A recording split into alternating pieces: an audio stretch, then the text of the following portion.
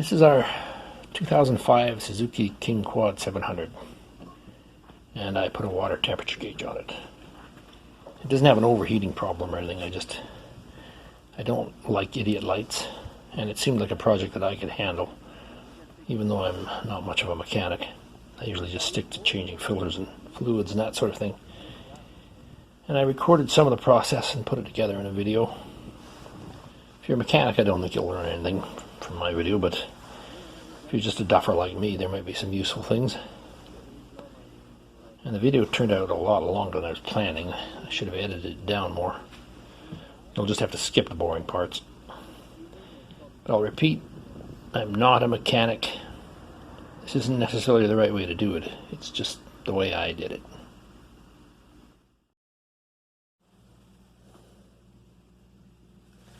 This is the gauge. There it is. I got it off Amazon for, I think it was about $60 Canadian or so. It's an Equus 8262. They had another Equus gauge that was about $20 less. It had a black face, and I didn't know what the difference was aside from the black face. But it was a 6262, so Equus apparently has 4 types of gauge: the 5000, 6000, 7000, and 8000 series. And I guess this is better than the 6000 series. I don't know. I can't find any information on the Equus site about what the difference is. But that's what I got. I like the white face. So it's plastic body, but that's okay. And to install it, you cut a 2-inch hole and you slide this in. Maybe cut a little notch for that tab there, and screw this in, and that's how it installs. And it has a nice simple little light here, just like this, and it comes with 3 little colored hats in case you want to make your light a different color, but I'm just going to keep it white. And if I was a perfectionist, I'd wire this up so that it came on with the lights, but I'm not a perfectionist, so I'm not going to do that. Instead, I'm going to get this funky connector from my Amazon giant box of connectors, and I will just stick this on there so that it just runs off the same darn wiring that the gauge itself does. That means that the light will be on as soon as the key is on, but that doesn't matter. I mostly travel with my lights on anyway, so wouldn't make much difference. And on the back, this is the positive, this is the negative. That's what powers the gauge. And this goes to the sensor. This, by the way, is an electric gauge. It's not a mechanical gauge. Mechanical gauges apparently have a little tube that actually brings coolant right into the gauge, and I don't want to be bothered with that. So I'm going with the electric. I think electrics are more common these days. By the way, it didn't have these connectors on it when I got it. I put those on since. So anyways, this goes to the sensor, and they include a little bag of electrical connectors too. And they include the sensor, which is this. And this, this thing sticks into your coolant. Usually on a car engine, I think that goes straight into the block or something. But we'll have a radiator hose adapter that will hold this thing. But anyways, this is referred to, I don't know if that's focusing properly or not. This is called a 1/8 NPT sensor. I don't know why it's called a 1/8, because this is 3/8 of an inch across. It goes into a 3/8 of an inch hole. So I have no idea why it's called 1/8, unless they're referring to this end of the thing. Anyways, the NPT stands for, it's something like National Pipe Thread or some darn thing. Because this is not a standard bolt thread. It doesn't match standard or metric threads. And I think it's a thread meant for pipe fittings. It's meant to help prevent fluid leaks. I think you tighten it down a bit and somehow the threads help it to seal. So anyways, that came with the gauge, as I said, and the little hats and some connectors and adapters in case your sensor needs to go into a larger hole. But then what I needed was a radiator hose adapter. So from Amazon I got this, which is a 22 millimeter hose adapter, which is about 7/8 of an inch, same size as my radiator hose. And you know, it's well built, and there's the hole for the thing. But what I didn't like is this. The walls of the thing are very thick, and so the diameter of that hole is only about 14 millimeters. You know, and I figured out the sort of the area of the hole on the internet to circle area figure outer thing. That's gonna, it has like less than half the area of a whole 22 millimeter. So I didn't like that sort of constriction being in the radiator hose. It'd be awfully silly if I caused an overheating problem by installing a temperature gauge. I just did not like that bottleneck being in the hose, so I was almost ready to give up. Then I thought I'll try ordering a slightly bigger hose adapter. I'll try a 26 millimeter.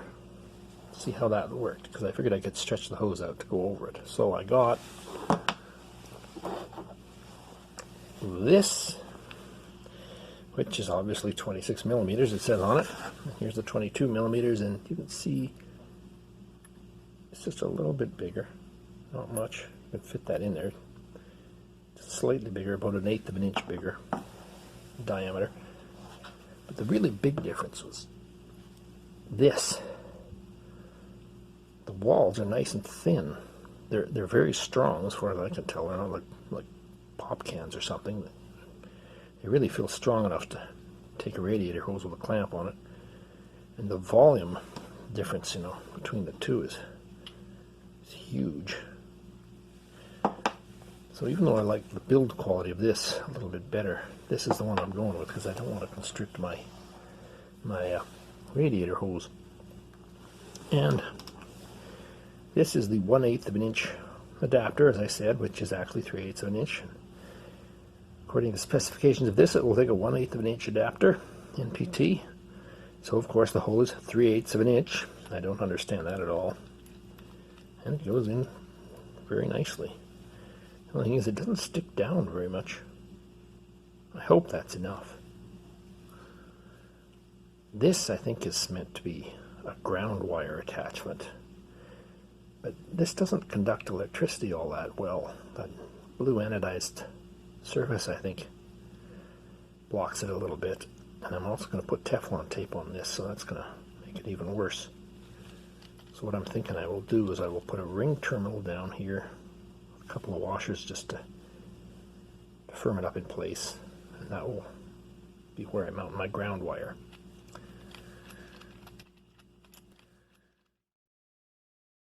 Okay, so I'm going to drain the radiator. This piece of high technology is a piece of plastic milk carton, a 1 liter one. I'm going to try and use that as a sort of funnel. Okay, and this is 10 millimeters. I'm going to get in there and get it started before I put my funnel in.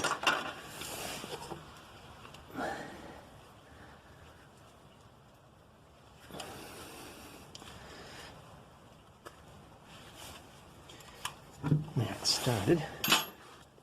Got some spacers in there to hold up my crazy funnel thing here.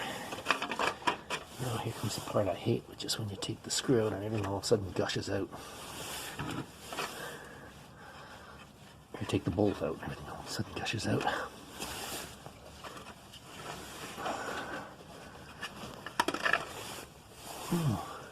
I don't have the radiator cap off.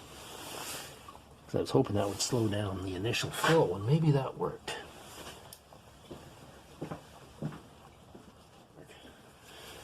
So now I'll take the radiator cap off and we'll see what happens. And there she goes. Now, is that coming out the back or is it coming out the front here? Because I need this to start draining. Come on. Okay, it's going out the back. I gotta pull it this way. There. So that was not on a good angle, but now it's working.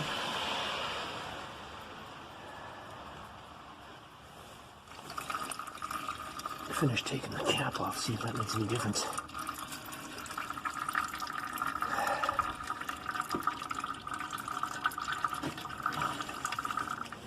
Can't get the cap off.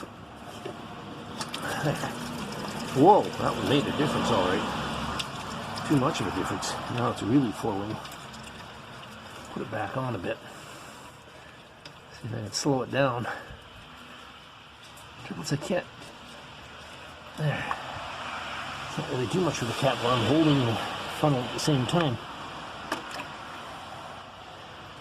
So this funnel kind of works. Okay, I'll see if I can get that cap off again. Speed this up. Boy, that makes a difference. Take the cap off and it just speeds right up. Give my funnel a chance to catch up here. I'm using this funnel because I've got a full skid plate and I'm too lazy to take off the darn skid plate just to change the antifreeze. So, this milk carton funnel thing kind of works. And you can definitely control the flow by how far open the radiator cap is. As soon as you take that radiator cap off, it's like Niagara Falls. Right now we must almost be done because I've got the radiator cap off and it's just barely trickling. I took off the wheel to do this because it gives you a lot more access. Taking off the wheel is easy, taking off the skid plate is not.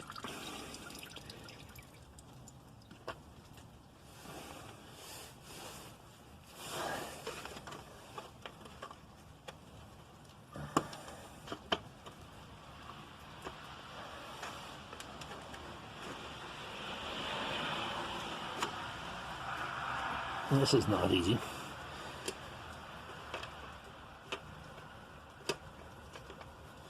There, she's going now.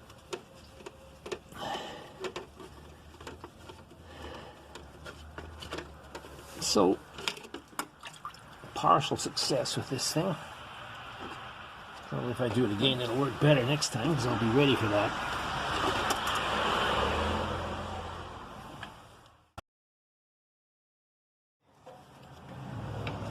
Taking this thing off of the radiator, and then I can just use that hose, which just goes into the bottom of the tank, to drain the overflow tank. So I got the hose off and I'm draining the overflow tank now. That hose goes right into the bottom, so it should drain it quite nicely.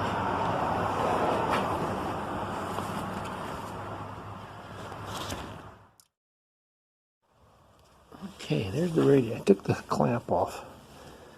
I'll see if I can get my little pick in here and loosen this thing off.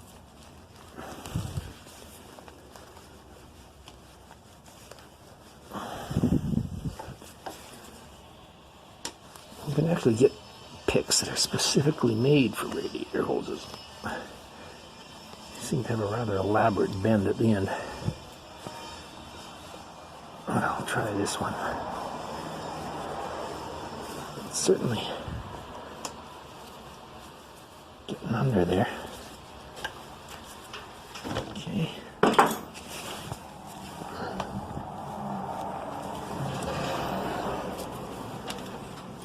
That's definitely, there she comes. Pink definitely helped loosen off the kind of stickiness of it. Now I gotta get the other end. Engine end of the radiator hose. Get my pick in there and slide it around. Oh, that radiator clamp is in the way.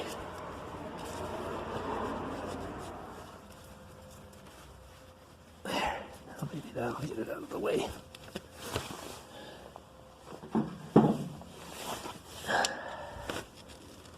There, it's coming off now. That little pick really helps loosen off the stickiness, I think.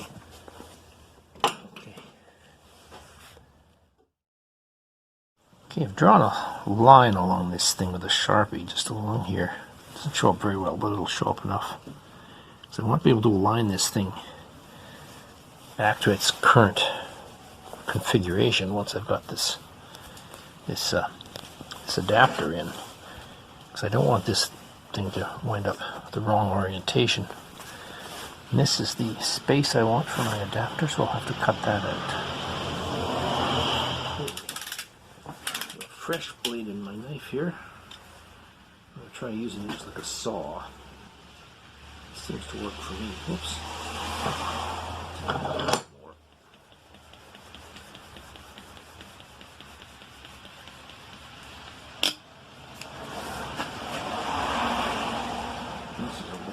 Wiggly little button. Heater hose was.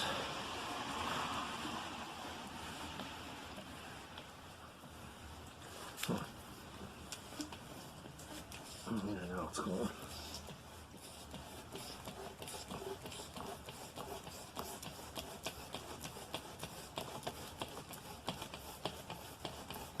There's the first cut. It's reasonably straight, I think. Well, this did slip down a bit. It's not perfect, but it's pretty good.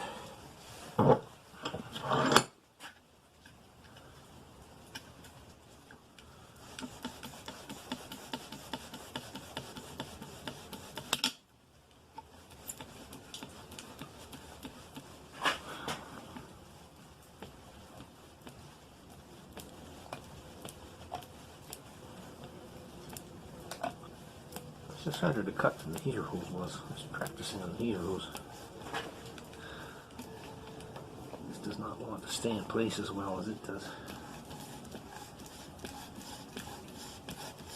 Once you get into it though, it goes a lot faster. There. These are reasonably straight. Okay, this stuff has two layers. There's the actual radiator hose, and then there's this protective thing over top of it. And I want to trim that back for the where I'm clamping onto the adapter. So I cut a piece of tin can and smoothed off the edges a bit. And now I'll just use the tin can to allow me to cut this without cutting the inner radiator hose.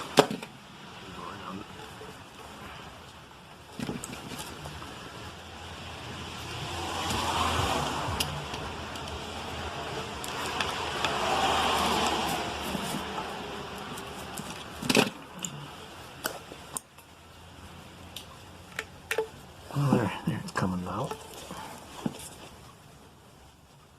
A little bit of a mess there.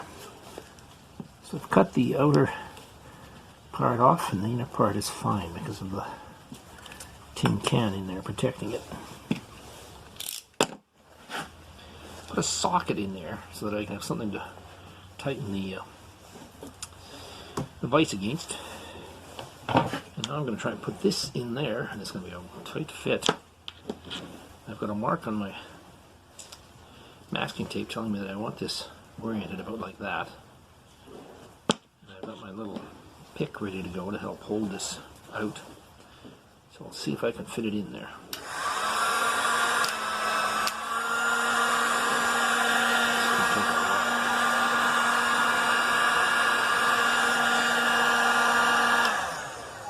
Okay, first attempt.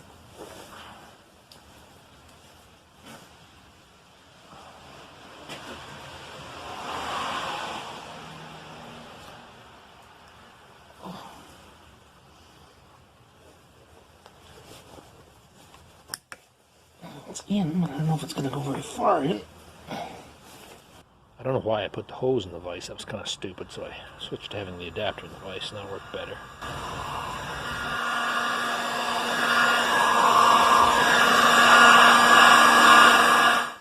That is probably good enough. I mean, it's pretty much flush. So this part is on. This is my line showing where this thing lines up, because you don't want to put it on like that, because then you'll be in trouble when you put it on the ATV. So I'm glad I put those lines on. They disappear a bit when you heat the thing up, so you've got to reapply them. And I have X's on my masking tape to show the sort of general direction that this thing points.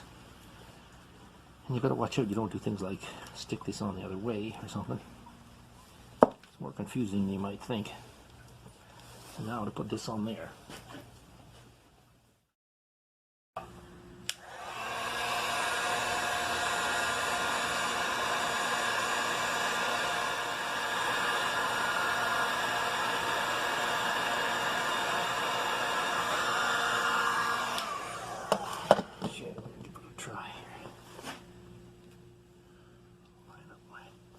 Sharpen lines.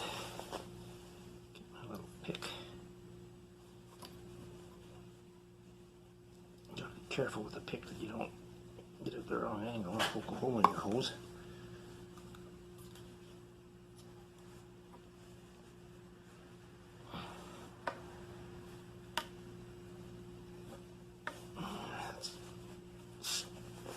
That's slightly on.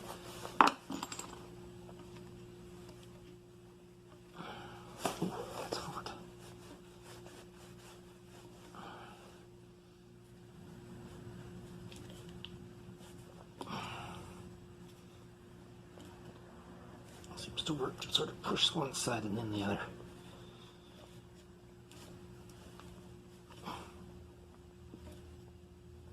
Alright, here's the assembled hose. I think it's okay. I had to stretch it quite a bit to get this adapter in, but I did not want to use the 22mm adapter because that passage is just too small.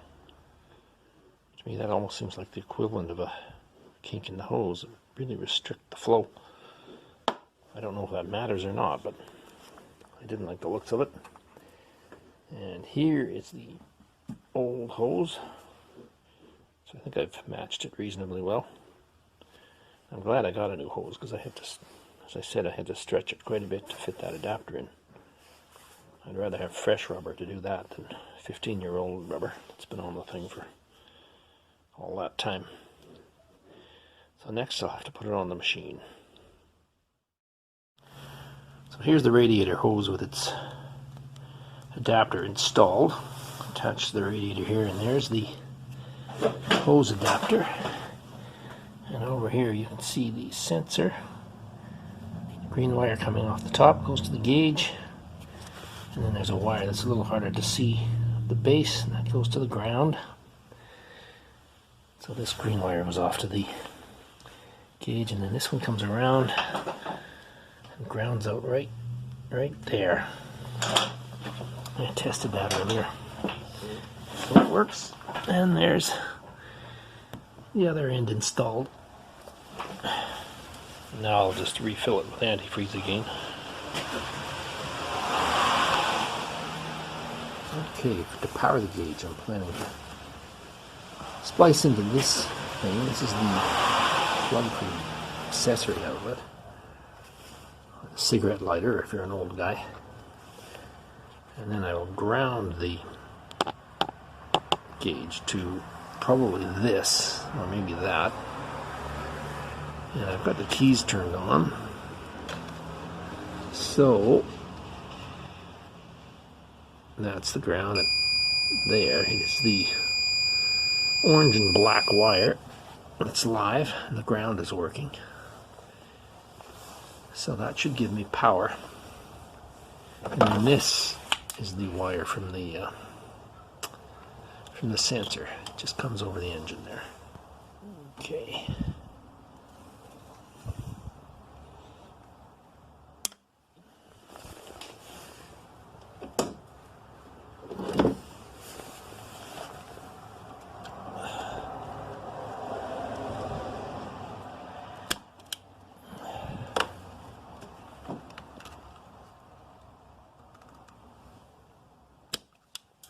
That wire cut. twist. Now, I'm a big fan of dielectric grease.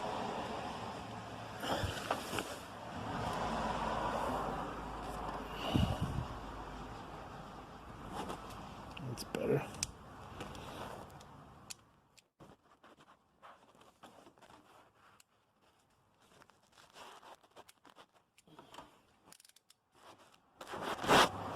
Okay. Shove that in there for a little bit of that. I'll see if this will go into that red fitting. It's going to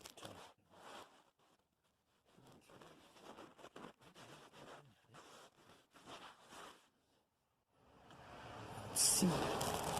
Yeah, that's okay.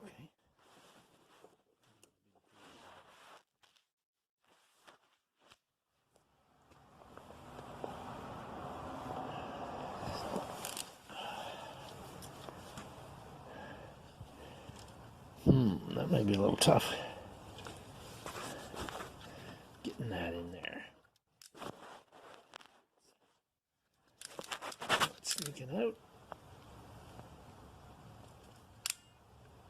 Come on, thing. No, not there, not there, not there. Okay. There.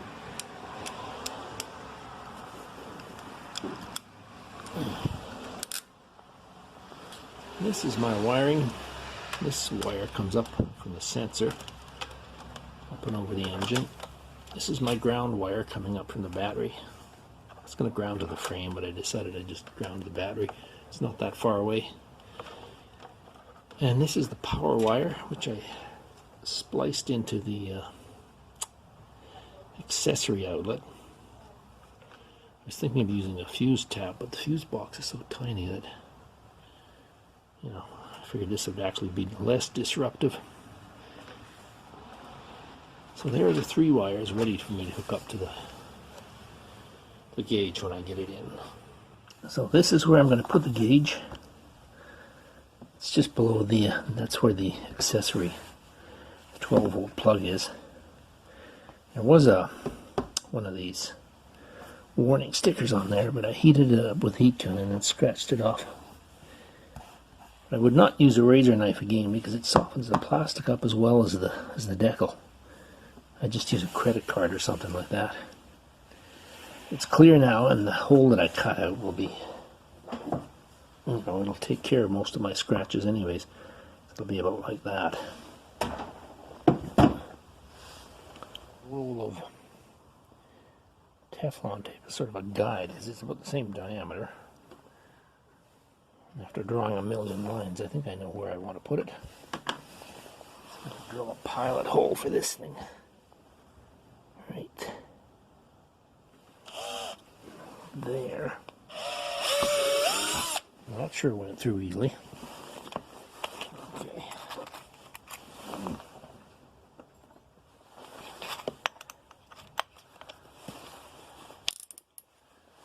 It's time for the hole saw. I don't have much of a bit sticking out there. Never drilled through this stuff with a hole saw before.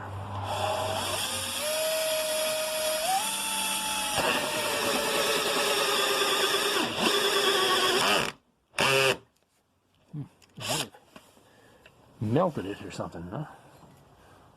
It's not melting, it's just creating a lot of fuzz.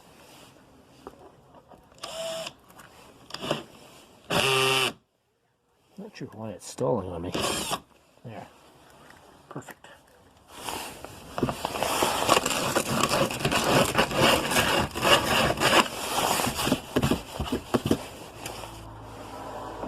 I'm filing out the little notch for the tab on the gauge.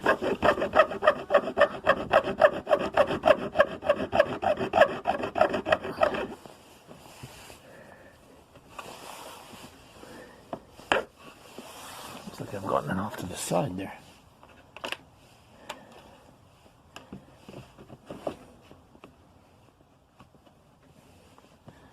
There it is. might be a tiny bit off. Not much.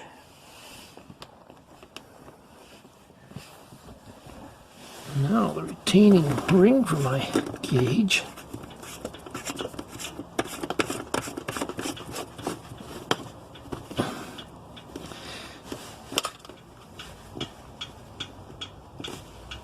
That should be lots.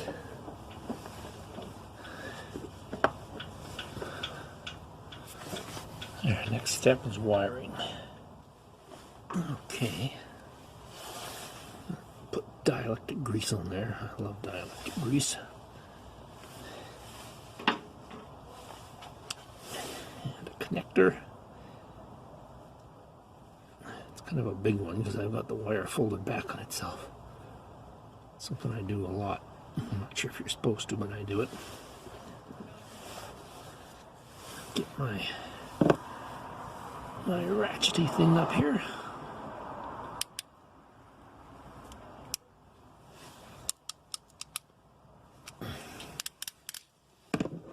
Good enough. Bit messy, but I think it's okay. Okay, and now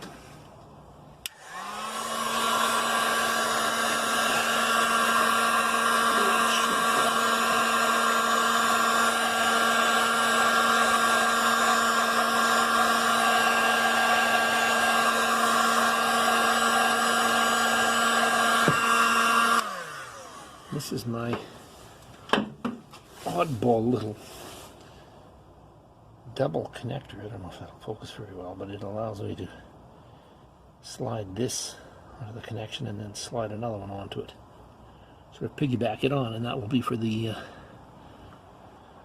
lights. And I won't bother showing the other two wires. They're just the same as this one.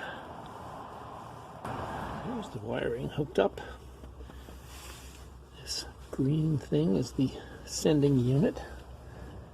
This goes into the bottom thing.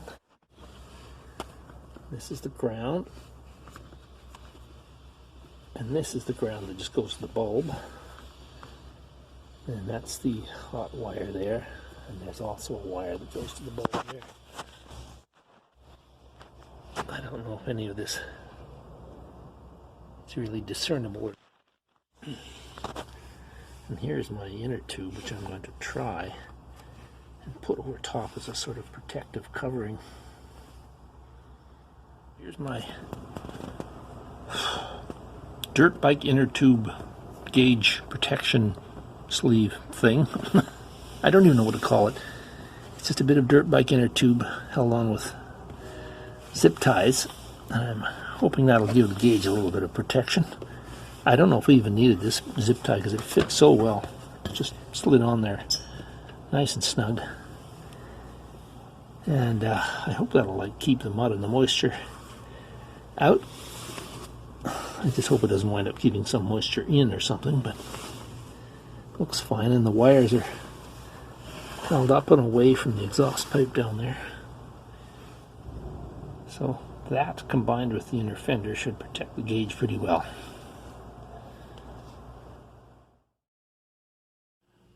So I've been trying to reshape this fender, and this is what I've had to resort to. You know, you heat the fender up with a heat gun, and it softens up nicely, but then it always springs back to its original shape. It's very hard to get any change at all, so finally I heated it right up and set this bloody kettlebell on top of it. And now it's reformed. It's got a kind of an ugly lip there, but I'm trying to get this thing shaped so that the gauge will fit in. I was trying nice gentle methods to begin with, just clamping a tin can in there and stuff. But it hardly made any difference on it. So finally I just heated it up and stuck that kettlebell on it.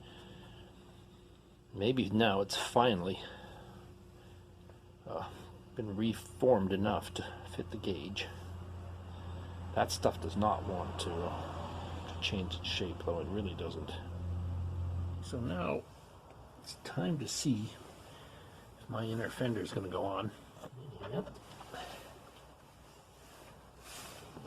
This is the inner fender that I heated the snot out of and then and then set a 25-pound kettlebell on to try and bend it into shape. There's the upper thing on. Now, see if I can line up the screw.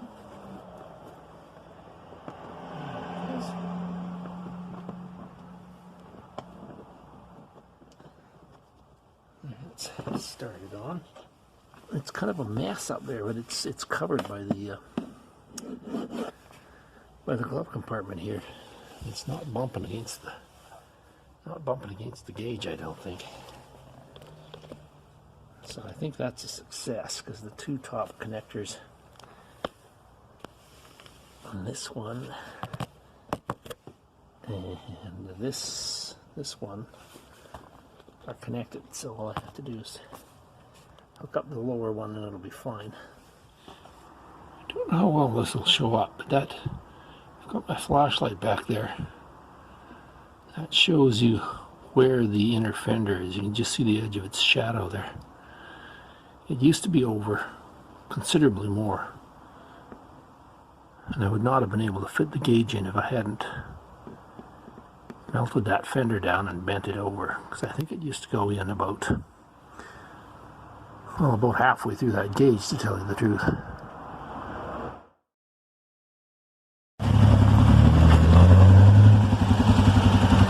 Well, I'm out here trying out the ATV, and the temperature gauge seems to be working just fine.